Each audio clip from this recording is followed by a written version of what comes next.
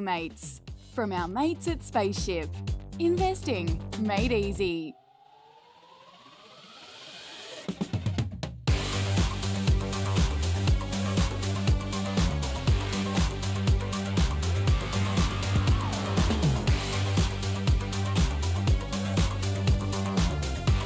Welcome to another episode of Equity Mates. My name is Bryce. We're back for Tuesday. And as always, I'm joined by my equity buddy, Ren. How are you going? I'm very good, Bryce. Excited for today, but more excited for you because it's your last day as a 20-year-old. Well, in the 20s. Jeez, I'm not a 20-year-old. That's right, Ren. Last day as a 29-year-old. Looking forward to my big 3-0 tomorrow. But anyway, yeah. What if we're not here to what's talk on the about what's my on age. your what's on your 20s bucket list? What I will say is make sure you listen to Equity Mates next week where I do 30 stocks in 30 minutes for my 30th. Wow! Yeah. Wow! So I heard it here first. Any previews you want That's to give what us? we're all about here at Equity Mates is content first. Content first. Yes, first time anyone's done 30 stocks in 30 minutes. The only thing that I'll reveal is that I will be doing a few thematics, I'll be doing a few different geographies, I'll be doing a few different stocks even. Wow! Any crypto? I will have a crypto. Okay. Dogecoin? It won't be Dogecoin. SafeMoon?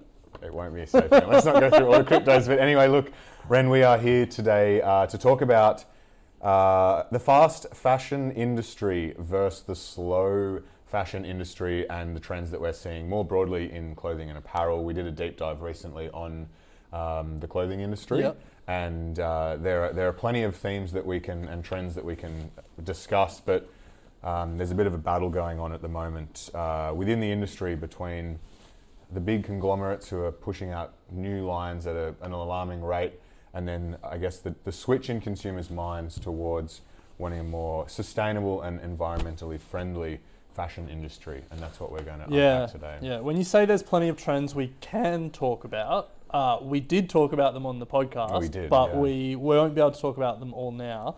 So let's set the scene a bit. The global fashion industry, an industry that you're much closer to than I am. Today, we consume 5 times more clothing than we did 20 years ago. Approximately 80 billion new pieces of clothing are produced every year. Crazy. Well, what is that time versus the population of the world, like 10 times?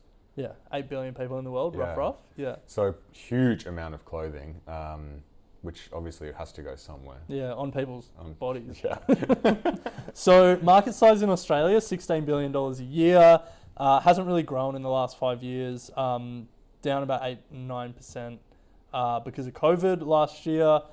So 16 billion in Australia, globally $1.5 trillion. It's a big industry. Globally, it's projected to grow to 2.25 trillion by 2025. E-commerce, obviously disruptive force, 486 billion in 2020. So of a $1.5 trillion industry, about a third of it is now online, which actually surprised me. I didn't think it was that much. Yeah, I mean, it kind of makes sense. But if you think about some of the bigger markets that are only going to contribute to this, if you look at what's happening in developing economies in Asia as well, I'm interested to know what it's going to be in 2025. True. When's it going to hit that 50-50? Who knows? You are the retail whisperer. You tell me. 2025. Okay. So 3 largest markets, no surprises.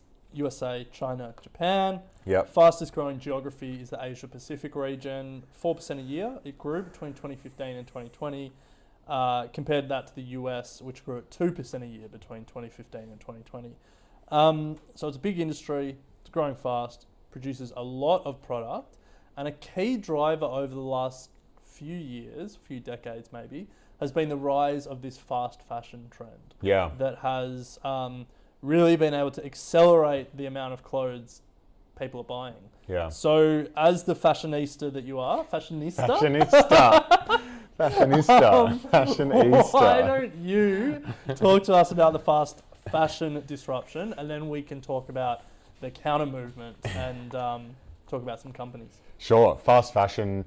You may have heard of, we probably would have heard of and seen in some of the biggest malls and shopping districts around the world, Zara, H&M, some of the large department stores, all moving towards this fast fashion, which is really where they change their lines in store as frequently as every 6 to 8 weeks. So they are turning over their lines at an incredibly quick pace.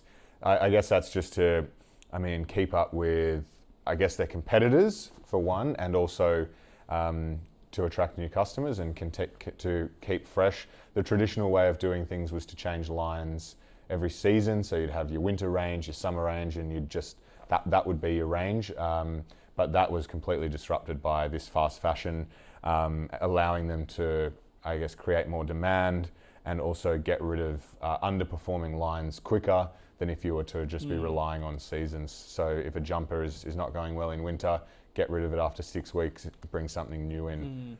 And I think, you think about the unit economics of the seasonal approach, and it's you order enough for a season, you get scale, you get good unit economics, and then you can protect your margin on each individual piece you sell. Whereas the fast fashion logic is we will erode some of our margin, we'll produce less, we'll produce it quicker, but from a customer psychology point of view, if you know that they're turning lines over very quickly, it's more likely you're going to go back to that store again and again and again. And so they sacrifice margin, but try and increase, revenue or sales per customer. Yeah, and it works. I've witnessed it firsthand. Just, they go in, buy 2 or 3 lines, pieces of clothing, wear it a few times, something new. I must add, though, the quality of these things is abysmal. Well, you would know. Yeah, it's awful. It's awful. But anyway, we're not here to talk about the quality of Zara and H&M, but given that they're only selling these things every 6 to 8 weeks, they're not putting a lot of time and effort into making sure that they're good quality. That's everything that is you have said. I am staying out of that. Zara is is owned by a massive company, so you can take that up with them. But I think the thing that more and more consumers are becoming aware of is the environmental impact of the fashion industry, and it's particularly acute in the fast fashion sector. So I guess that conceptually you can think about this in terms of like an inputs and then an outputs lens. So if we start with inputs, some surprising numbers about just how much resource is put into the fashion industry. Yes, the fashion industry is accounting for 8 to 10% of overall greenhouse gases in the world, or greenhouse gas emissions. 8 to 10%, that's phenomenal. The apparel industry is also the world's second largest consumer of water, and they account for 24% of insecticides and 11% of pesticides globally. So if you add greenhouse gases, water emissions, pesticides and insecticides, it's a pretty pollutive industry, and you can understand why this fast fashion is only doubling down on that. Yeah. If you think about like where that water is used, the pesticide and stuff, like growing a lot of cotton, and then international supply chains create a lot of greenhouse gases. So very resource intensive in terms of an inputs side. In terms of outputs, there's a lot of waste created in this industry. So a few numbers. In Europe, as much as 15 kilograms of textile per person is wasted. And in America, that number is 37 kilograms per person per year. 37 kilos thrown out, just gone. It's just like a luggage when you're checking in for an international flight. I don't know how much stuff you're taking overseas. Isn't it 40 kilos? Oh, it's 20 kilos. Yeah, it's 20 kilos. yeah. 2 of those. Yeah. 2 of those, which is even worse. However, the good news is, so we've understood fast fashion has been disruptive, but now it's causing significant damage on the industry. It's been an incredible business model, but there are a lot of side effects, and people are becoming very aware of those side effects, which leads us to slow fashion. The fight back, slow fashion is now fast becoming a global trend. Yeah. So the global fast fashion industry witnessed a 12.5% decline in 2020. Now, obviously COVID, but the whole industry, the industry in Australia fell 8.5%. So fast fashion fell further than the industry average. But what we're seeing is that there's a more environmentally conscious consumer coming through. So 35% of millennials, 36% of Gen Z consumers, prefer buying sustainable and environmentally friendly clothing. And the pandemic has only accelerated this trend. In Britain, 28% of those surveyed started reusing their clothes more than pre-pandemic, and 35% of women surveyed planned to buy fewer clothes in the future. In another survey, 37% of buyers said they find environmental protection crucial when buying clothes. 33% stated they only bought clothes from brands that paid a living wage. So you can see there all of those numbers hovering around the third mark. Yeah, meaningful numbers. Yeah. What is sustainable and environmentally friendly clothing, though, I wonder, when it says 35% of millennials would prefer to buy that? Like, are they looking at the living wage that's being paid, the supply chain? You ask do it. you know what I mean? It's a good question. What are they actually? Are they looking on the label to? Is it cotton that has been somehow genetically modified so it uses less water? Like, has it been carried over on a pigeon rather than a cargo ship? Like, I wonder what they are asking in these surveys. Yeah, I would expect that in a similar way when we talk about sustainable investing more broadly, there's just hard eliminate them no's, and then there's a big grey area where people's personal moral and ethical frameworks come into play.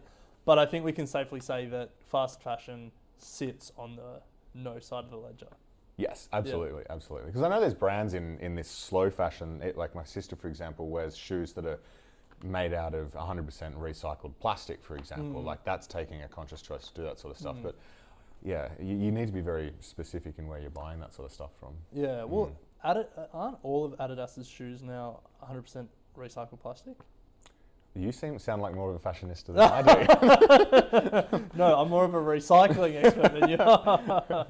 But look, I think this is a trend that is interesting and is only going to continue playing out. So, Zara, which is probably the biggest brand name when it comes to fast fashion, is owned by Inditex. I hope I said that right. Which is traded in Madrid, one of the biggest companies in the world.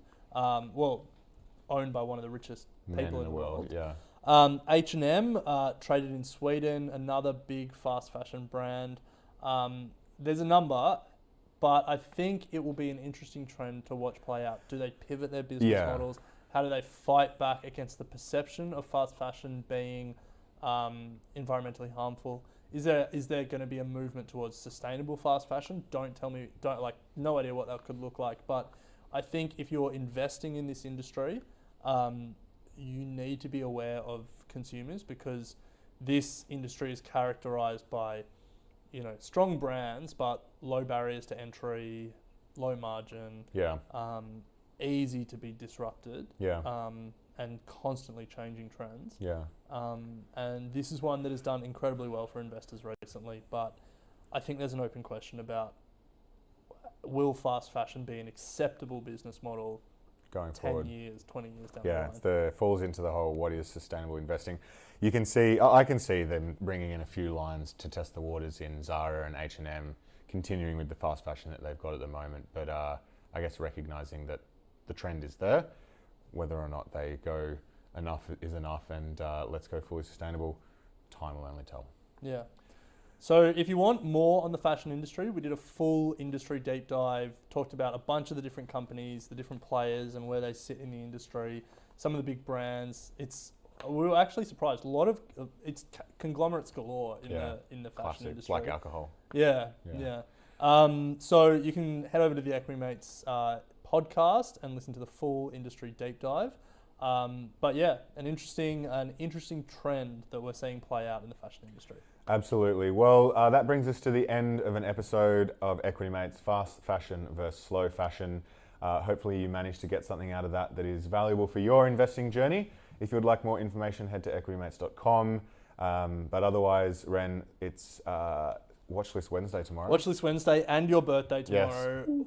That is a big day for you. It is a big day. It's a big day for everyone, honestly, involved in this show. Yes. So hopefully you'll make it to the studio. But can't wait. See everyone tomorrow. That's actually a good point. See you then. Equity Mates, from our mates at Spaceship. Investing made easy.